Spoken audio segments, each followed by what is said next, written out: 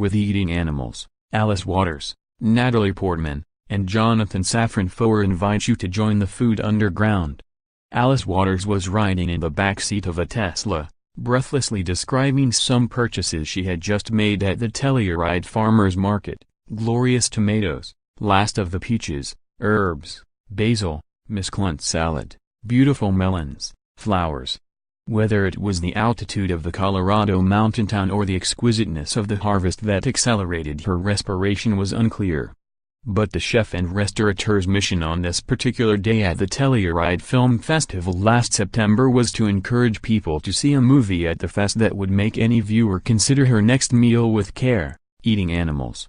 A documentary adapted from Jonathan Safran-Foer's 2009 book of the same name, Eating Animals, makes a compelling case against factory farming, in visits to both small, humane family farms, and devastatingly cruel mass agriculture environments.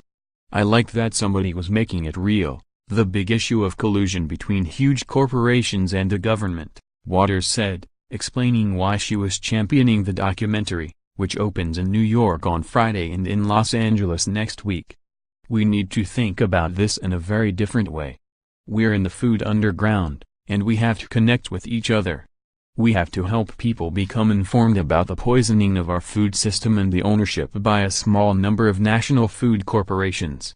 Eating Animals is narrated and produced by Natalie Portman, who read Foer's book before it was published, saw in it the potential for cinematic treatment, and brought aboard director Christopher Quinn. We would talk about, what is the tone that will make this very difficult subject approachable, said Foer, also a producer on the documentary.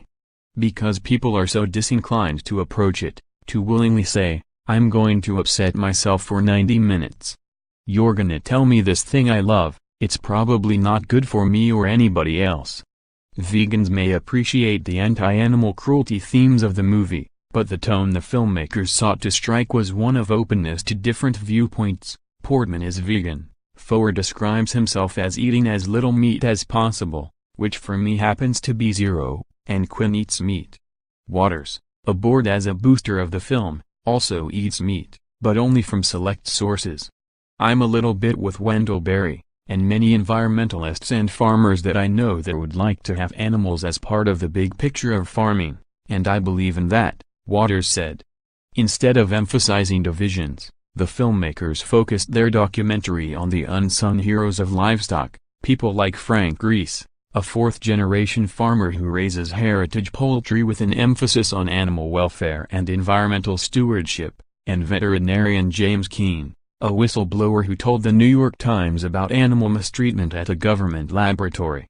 Reese, a figure in Foer's book, comes to life in a different, richer way in the film, the writer believes. You can't stay on Frank, you can't stay on his face in a book, you know? Foer said.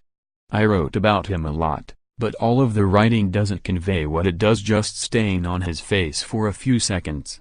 Ultimately, the makers of Eating Animals are trying to softer sell for a simple idea, to get their audience to consider their next meals with care. If you were to walk down the street and say, do you think it's right to torture animals? Every single person would say, no, Foer said. Do you think it's right to destroy the environment?